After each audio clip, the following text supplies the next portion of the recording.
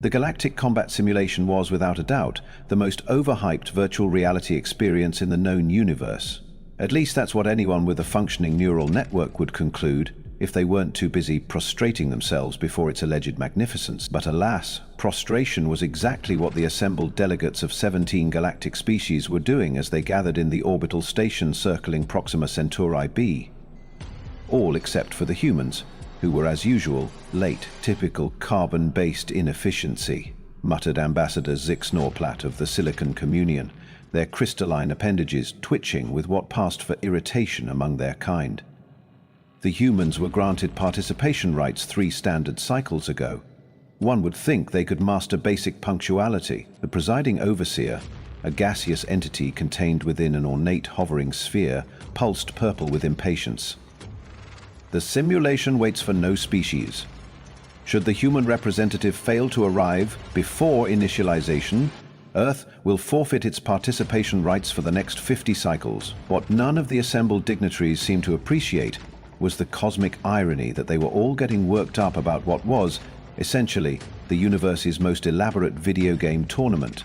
Sure, the Galactic Combat Simulation determined resource allocation rights for entire star systems and carried the gravitas of religious significance for some species, but strip away the pompous ceremony, and you had a bunch of aliens trash-talking each other's combat prowess while floating in neural-linked suspension chambers. At the center of the station's grand atrium stood a holographic display of the undisputed champion, Warlord Zarkon of the Draconid Imperium, a 12-foot reptilian strategist whose simulation avatar had remained undefeated for 17 consecutive tournaments. His actual physical form, suspended in a nutrient bath several chambers away, was considerably less impressive, more akin to an overgrown gecko with delusions of grandeur than the fire-breathing monstrosity projected before the assembly. I look forward to crushing a new species beneath my metaphorical heel. Zarkon's pre-recorded message played on loop.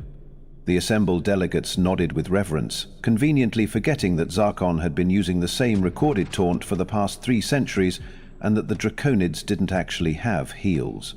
The station's entry portal finally hissed open. "Sorry I'm late," said a voice that sounded not remotely apologetic. "Your docking procedures are surprisingly archaic for an advanced civilization. Have you guys considered implementing an automated approach system? It would save everyone a ton of time." The human who strolled in was not what anyone expected. For starters, she wasn't wearing the customary ceremonial armor that representatives typically donned for the pre-simulation ritual. Instead, she wore what appeared to be casual attire. Simple utilitarian pants, a loose top with the inscrutable text "Git" or "Git Wrecked" emblazoned across it, and she was carrying a bag of what appeared to be freeze-dried fruit. "Is that sustenance?" gasped a horrified Morgalian delegate, whose species had evolved beyond physical consumption 3 million years ago. "During the sacred preparation? It's just space mango," the human replied, popping another piece into her mouth. "Want some? No? More for me then." She approached the registration terminal and tapped the screen. "I'm Eleanor Chen, but everyone calls me Ellie, Earth's representative. Where do I sign in?" The presiding overseer's containment sphere darkened to a deep indigo, the universal color of disapproval. "Representative Chen, you are aware that the simulation is the most sophisticated neural integrated virtual combat system ever devised. It has been refined over 12,000 years and requires extensive preparation and reverence." "Uh-huh," Ellie nodded, still munching. "So, like Elden Ring, but with more aliens. Got it." A collective gasp rippled through the assembly. "The human makes references to primitive entertainment software," sneered Ambassador Vreel of the Quantumind Collective. "Perhaps we should explain that the simulation is not some simplistic game, but a complex strategic environment that tests the very essence of a species' tactical evolution." Illy shrugged. "Yeah, games test that too. Anyway, where's my neural link?" After much ceremonial huffing and affronted dignity, the human was finally led to her preparation chamber.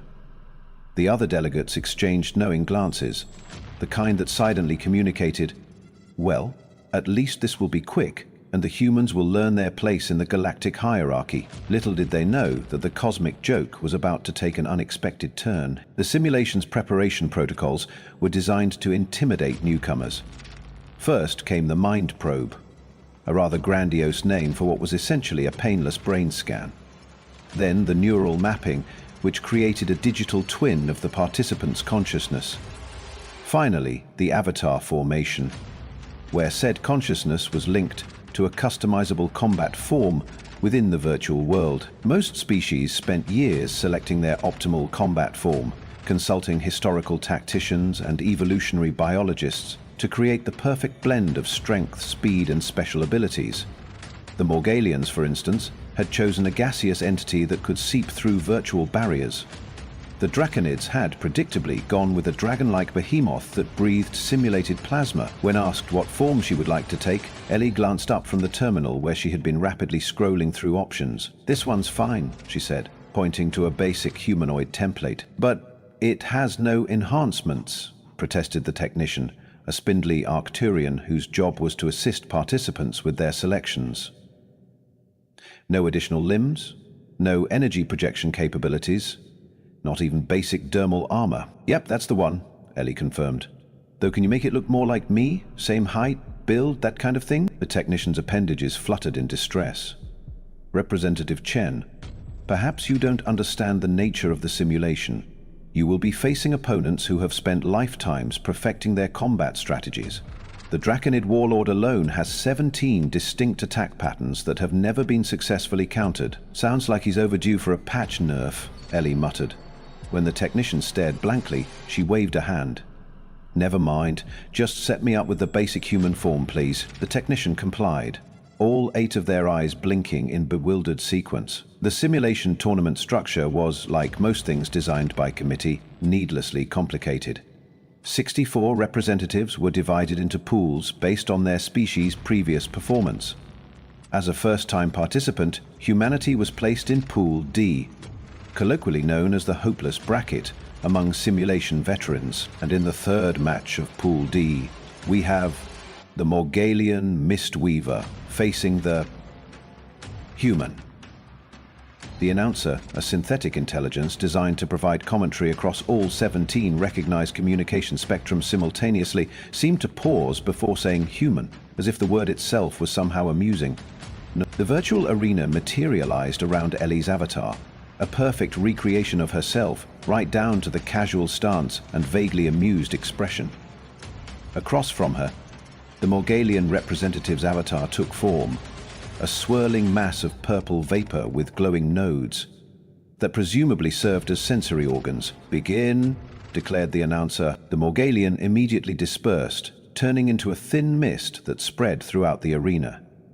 It was their standard opening move: become virtually untargetable, then gradually solidify around an opponent to suffocate them. It had proven effective against physical combatants for 7 consecutive tournaments. Ellie stood still, appearing to admire the virtual environment's rendering.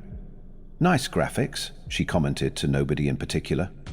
Then, just as the Morgalian mist began to encircle her, she pulled what appeared to be a small device from her pocket. "What is that object?" the announcer's voice rang out.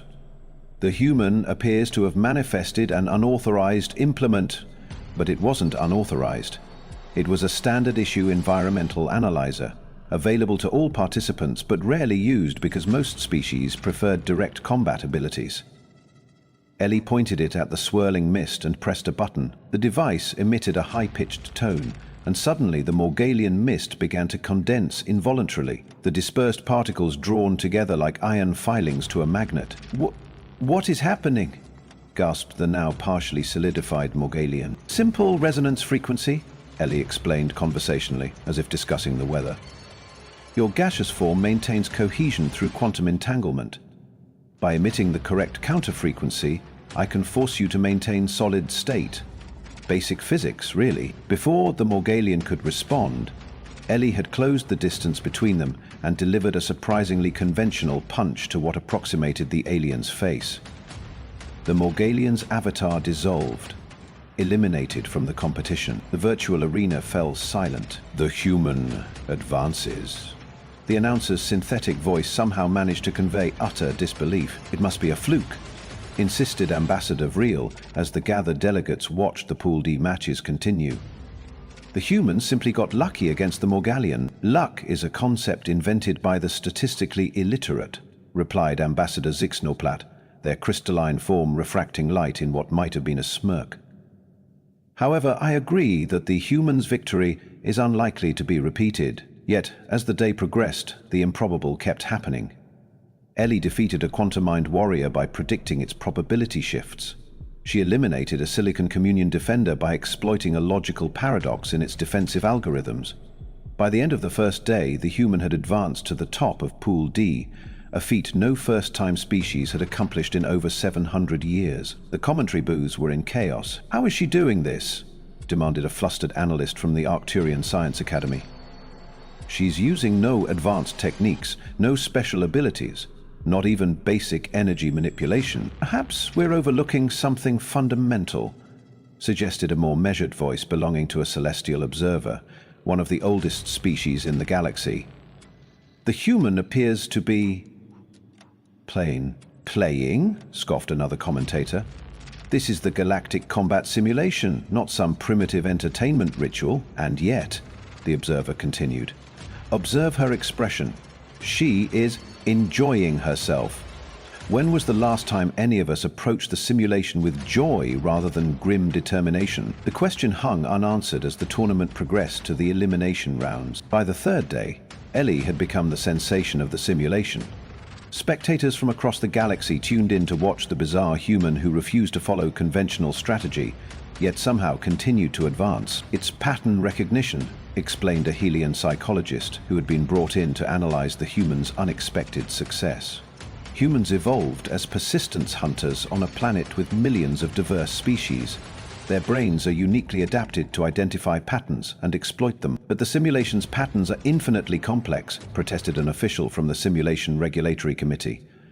"No single consciousness could possibly identify all the variables involved, unless," interjected the celestial observer who had been following Ellie's progress with growing interest, "the human isn't trying to understand all the variables. What if she's simply looking for exploitable weaknesses?" In her preparation chamber between matches, Ellie sat cross-legged on the floor, eyes closed in what appeared to be meditation, but was actually a rapid mental review of everything she'd observed about the simulation's underlying structure. "It's all just code," she thought. "Fancy alien code, sure, but code nonetheless. And all code has bugs." The semi-final match pitted Ellie against the Arcturian Grand Strategist, a being whose 16-lobed brain could calculate combat outcomes to 17 decimal places of probability. The Arcturian's avatar was a marvel of virtual engineering, a 16-armed warrior with redundant organs and adaptive armor that could reconfigure itself against any attack pattern. "The human doesn't stand a chance against strategist Zelvix," declared the announcer as the match began. "The Arcturian has dedicated 700 years to perfecting their simulation technique." The virtual arena this time was a floating series of platforms suspended above an endless void, a setting designed to favor the Arcturian's multiple limbs and superior balance. Ellie's avatar materialized and immediately sat down on the platform. "Is the human surrendering?" the announcer wondered aloud as murmurs rippled through the spectating delegates. Across the arena, the Arcturian strategist paused, all 16 of its eyes narrowing in suspicion. "What strategy is this?" it demanded. "Just taking a moment to appreciate the view," Ellie replied, gesturing to the swirling cosmos rendered with painstaking detail around them. "You guys really put a lot of work into the environmental design." The Arcturian, confused by this non-combat approach, cautiously advanced across the platforms. When it was halfway to Ellie's position, she finally stood up. "You know what's interesting about these platforms?" she asked conversationally. "They're affected by mass distribution." Without warning, she jumped up and came down hard on the edge of her platform. The impact sent a ripple through the connected floating structures, creating a wave-like motion that traveled toward the approaching Arcturian. The strategist, whose complex calculations hadn't accounted for this elementary application of physics, was caught off balance. 4 of its 16 limbs flailed uselessly as it struggled to compensate. In that moment of disarray, Ellie launched herself across the gap between platforms, sliding under the Arcturian's guard and delivering a precise strike to a small node at the base of its virtual skull, the neural connection point that linked the avatar to its controller. The Arcturian's avatar froze, then dissolved into pixels. "Impossible," the announcer declared, a sentiment echoed by thousands of observers across the galaxy. Ellie brushed off her virtual hands. Not impossible, just improbable. With that victory, she advanced to the final, a showdown with the 17-time champion Warlord Zarkin of the Draconid Imperium. The final match of the galactic combat simulation was traditionally preceded by a ceremonial meeting between the combatants.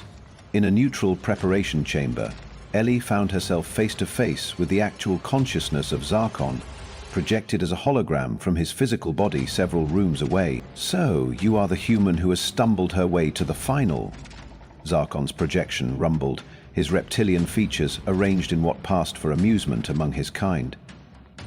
"I have studied your matches. Your victories were entertaining." "Thanks," Ellie replied, munching on another bag of freeze-dried fruit she'd somehow managed to smuggle into the sacred preparation space. "Your matches were pretty interesting too, especially that thing you do with the plasma breath where you create a vortex to trap opponents. Very flashy." Zarkon's holographic eyes narrowed. "You speak as if this were some trivial pastime, human. The simulation determines the standing of our species for decades to come." "Yeah, about that," Ellie crunched another piece of dried fruit thoughtfully. "Don't you think it's a bit weird to base resource allocation on what's essentially a really elaborate VR game? Couldn't you just, I don't know, negotiate trade agreements like normal civilization?" "The simulation transcends mere games," Zarkon hissed. "It is the purest expression of strategic dominance, refined over millennia." "So you've been playing the same game for thousands of years without any major updates?" Ellie raised an eyebrow.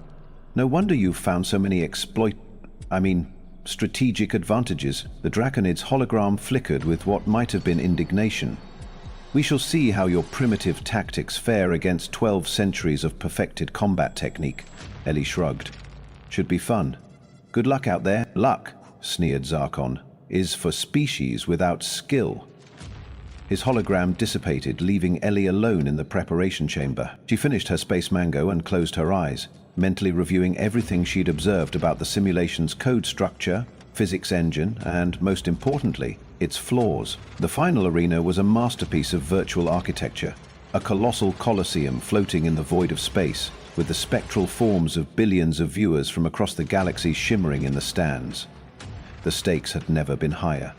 Victory would grant humanity unprecedented access to resource-rich star systems that would accelerate their development by centuries. Ellie's avatar materialized on one side of the arena, still bearing her casual appearance and relaxed posture. Across from her, Warlord Zarkon's avatar took form, a towering draconic being with scales that shimmered like black diamonds and eyes that burned with virtual fire. "Today we witness the culmination of the 1743rd Galactic Combat Simulation." The announcer's voice resonated throughout the virtual space. "Defending champion Warlord Zarkon faces the unexpected finalist, the human Eleanor Chen." The odds displayed on the galactic betting pools showed Ellie's chances at 10,000 to 1, the maximum disparity allowed by galactic gambling regulations. "Commence final combat," declared the announcer. Zarkon wasted no time, immediately unleashing a torrent of plasma fire that carved a molten path toward Ellie.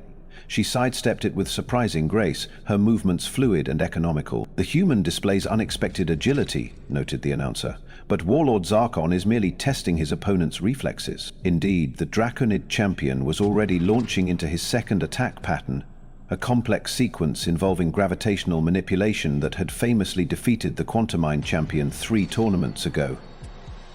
The arena floor beneath Ellie began to warp and buckle as localized gravity wells formed and collapsed in rapid succession. Rather than fighting the shifting terrain, Ellie worked with it, using the gravitational fluctuations to propel herself forward, closing the distance to Zarkon. The move caught the champion off guard. Most opponents tried to escape his gravity wells, not ride them toward him. "Interesting choice," rumbled Zarkon, shifting to close-quarters combat mode. His avatar's form rippled as additional armor plates emerged from beneath his scales. But ultimately futile. The next phase of the battle was a blur of strikes and counterstrikes. Zarkon attacked with the precision of a being who had spent centuries perfecting every possible combat scenario. Ellie defended with the unpredictable adaptability of a species that had evolved to survive on a planet where being eaten was a daily possibility. Observers noted with growing amazement that the human was talking throughout the fight. "So this plasma breath thing," Ellie commented as she narrowly avoided being incinerated, "is it supposed to be actual plasma or more like a directed energy weapon that looks like plasma for dramatic effect?" "Silence!" roared Zarkon, clearly unaccustomed to casual conversation during mortal combat. "I'm just saying, the physics don't quite add up," she continued, ducking under a sweeping tail strike. "Real plasma would dissipate much faster in this simulated atmosphere. Unless..." Her eyes widened slightly as if realizing something. "Unless the simulation's physics engine treats energy attacks as special cases that don't follow standard thermodynamic principles." Zarkon's rhythm faltered for just a millisecond, enough to confirm Ellie's suspicion. The battle continued, with the champion unleashing increasingly elaborate attack combinations. Yet somehow the human remained undefeated, if not unscathed. Her avatar showed signs of damage, simulated bruises and burns that represented diminishing combat effectiveness. But she remained standing. "The human displays remarkable resilience," the announcer admitted, "but Warlord Zarkon has yet to utilize his ultimate techniques." As if on cue, the Draconid champion rose into the air, his wings spreading to impossible dimensions as the arena darkened around them. This was his legendary finisher, a move that combined all four fundamental forces of physics into a single, unavoidable attack that had ended every previous championship match. "Witness the futility of your resistance." Zarkon's voice boomed as energy coalesced around him, drawing power from the virtual environment itself. "This is the culmination of 12 centuries of combat mastery." Energy cascaded from his form in fractal patterns, restructuring the very fabric of the simulated reality. The attack was beautiful in its complexity and utterly devastating in its effect. No opponent had ever survived it. Ellie watched the energy patterns with focused intensity, her eyes tracking the flowing power not with fear, but with analytical precision. As the attack reached its crescendo, her expression changed to one of recognition. "There it is," she murmured, just as Zarkon released the full force of his ultimate attack, a convergent wave of energy that had demolished every previous challenger. Ellie did something completely unexpected. She jumped, but it wasn't an ordinary jump. She timed her leap precisely as the energy wave passed beneath her, and, in defiance of the simulation's physics engine, she double-jumped in mid-air. The impossible move created a paradox in the simulation's code. For a fraction of a second, Ellie's avatar existed in a state the system couldn't resolve, simultaneously affected by and immune to the gravitational constraints of the environment. That fractional glitch was all she needed. As Zarkon's ultimate attack passed harmlessly beneath her suspended form, she twisted in the air and delivered a perfectly timed strike to a specific point on the Draconid's virtual spine. A junction where the code defining his avatar's invulnerability during ultimate attacks contained a single overlooked exception. The impact wasn't visually spectacular. There was no explosion, no dramatic light show. Just a small, precise tap that exploited the one flaw in an otherwise perfect system. Zarkon's avatar froze mid-attack, pixelated fractures spreading across its surface like cracks in glass. The champion's expression shifted from confidence to utter disbelief. In the moment before his form dissolved entirely, silence engulfed the virtual coliseum. The human has won." The announcer's synthetic voice glitched with what sounded remarkably like shock. "Warlord Zarkon has been defeated. Eleanor Chen of Earth is the new Galactic Combat Simulation Champion." Ellie landed lightly on her feet as the victory acknowledgement protocols activated around her, bathing her avatar in the traditional champion's aura. "Good game," she said to the empty space where Zarkon had been. "Maybe patch that physics exploit before the next tournament." The aftermath of the simulation final was unprecedented chaos. The Draconid delegation immediately filed formal protests, claiming the human had violated competition protocols. The Simulation Regulatory Committee was convened for an emergency session to review the match recordings. 3 days of intense analysis later, the verdict was delivered in the Grand Assembly chamber. "After thorough examination of the final match data," announced the presiding overseer, their containment sphere shifting through various colors of bureaucratic significance, "we have determined that Representative Chen's victory stands. While her tactical approach was unconventional, It violated no established rules. A wave of murmurs swept through the assembled delegates. However, continued the overseer, the committee recommends a comprehensive review of the simulation's code structure before the next tournament cycle to address certain vulnerabilities that have been identified. Ellie, seated in the newly assigned human delegation position, significantly upgraded from its previous location near the waste recycling ducts, simply nodded, as if this were exactly what she had expected. The celestial observer who had followed her progress throughout the tournament approached her after the session. "You knew," they said, their ethereal form shimmering with what might have been admiration. "You identified fundamental flaws in a system that has been refined for millennia." Ellie shrugged. "I used to work in game QA back on Earth. Quality assurance testing. My job was finding exploits before games went to market. I guess some skills are universal." "The Draconids are demanding information about your background," the observer noted. "They seem to believe you must be some kind of specialized tactical genius." At this, Ellie actually laughed. "I'm a game designer who specializes in finding broken mechanics. That's it, no secret military training, no advanced strategic education, just thousands of hours breaking games to make them better." The observer's form pulsed with what might have been amusement. "How ironic that the simulation, which we created to identify the most advanced strategic minds in the galaxy, was undermined by what your species considers entertainment." "That's the thing about systems," Ellie replied, gathering her belongings as she prepared to return to the human ship. "The more complex they get, the more ways there are for them to break. And nobody's better at finding those breaking points than someone who's looking for them for fun." As she departed, the observer noted that the other delegates were watching the human with expressions ranging from awe to thinly veiled terror. They had expected a primitive species playing at galactic politics.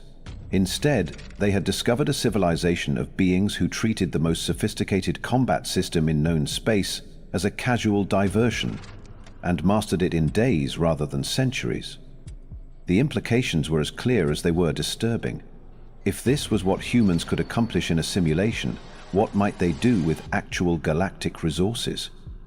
The next cycle of resource allocation negotiations was scheduled to begin the following day. For the first time in 17 cycles, the Draconids would not be dictating terms.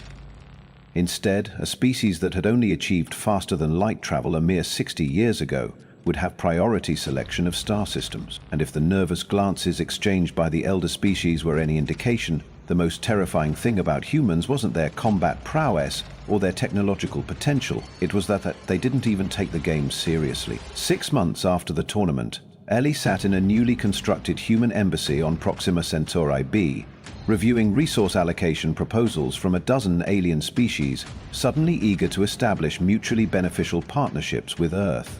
"Another gift basket from the Arcturians," announced her assistant, wheeling in what appeared to be a floating crystal containing the distilled essence of a supernova. "This one comes with a note requesting insights into our unique cognitive processes." "Add it to the pile," Ellie said, gesturing to a corner of the office where similar offerings were stacked nearly to the ceiling. "And tell them the same thing we've told everyone else. We're not interested in teaching our approach. The truth, which none of the alien species seemed capable of grasping, was that there was nothing to teach. Humans hadn't developed some secret tactical methodology or hidden their true capabilities. They simply approached problems differently." A holographic communication request flashed on her terminal. It was from the Simulation Regulatory Committee. "Representative Chen," began the presiding overseer without preamble when she accepted the call. "We have completed our initial review of the simulation's code structure. Find anything interesting?" Ellie asked, leaning back in her chair. The overseer's containment sphere pulsed with what she had come to recognize as embarrassment. "We have identified 17 distinct vulnerabilities that could potentially be exploited. The committee wishes to offer Earth a consultancy position in the reconstruction effort." Ellie suppressed a smile. "I'll need to consult with my government, but I think we'd be interested. On one condition, which is the simulation stops being used for resource allocation. Games are great, but basing your entire galactic economy on who's best at virtual combat is just asking for trouble." There was a long pause, as the overseer presumably communicated with the other committee members. "This would be a significant departure from 12,000 years of tradition," they finally replied. "So was getting beaten by a newcomer who'd never played before. Ellie pointed out. Sometimes traditions need updating. The committee will consider your proposal, the overseer conceded before ending the transmission. Later that evening, as Ellie walked through the embassy gardens under the crimson light of Proxima Centauri, she couldn't help but laugh at the cosmic absurdity of it all. A species that had spent millennia perfecting a system, only to have it unraveled by someone who approached it as entertainment rather than sacred ritual. The celestial observer who had taken to visiting the human embassy regularly materialized beside her. Your recommendation has caused quite the stir, they noted, their ethereal forms shimmering in the alien twilight. Many elder species believe abandoning the simulation would lead to galactic chaos, or it might lead to actually talking to each other instead of fighting in glorified video games. Ellie countered. Revolutionary concept, I know. Indeed. The observer's form rippled with amusement. Though I must confess there is one question that continues to perplex us all. What's that? If humans consider the most sophisticated strategic simulation in known space to be mere entertainment, what do you consider serious? Ellie smiled enigmatically. I guess you'll just have to stick around and find out. And somewhere in the vast expanse of the galaxy, 17 alien species suddenly realized they had good reason to be very, very nervous.